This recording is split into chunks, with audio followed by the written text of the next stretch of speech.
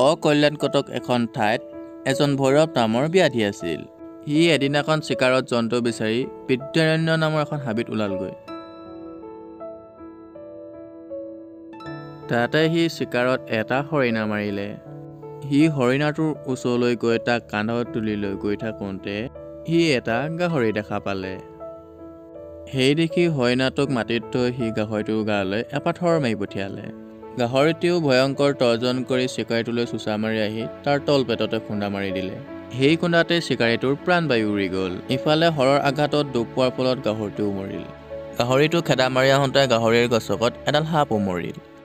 কিছু সময়ৰ মূৰত দীৰ্ঘৰাপ নামে এটা শিয়ালে আহাৰ বিচাৰি বিচাৰি আহি সেই ঠাইত উপস্থিত হ'লহি।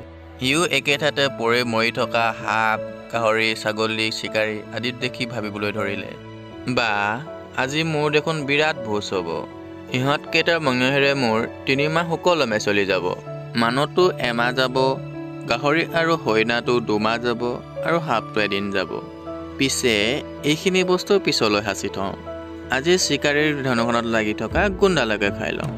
এতিয়া বৰকৈ ভোক লাগিছে, গতিকে শুকান আৰু সোৱাদ নোহোৱা ধনুৰ গুণ্ডাল খায়ো সোৱাদ লাগিব।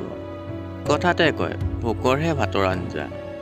এই বুলি ভাবি সি ধনুখনৰ ওচৰলৈ গ'ল আৰু ধনুখনৰ গুণ্ডাল কামোৰ মাৰি দিলে।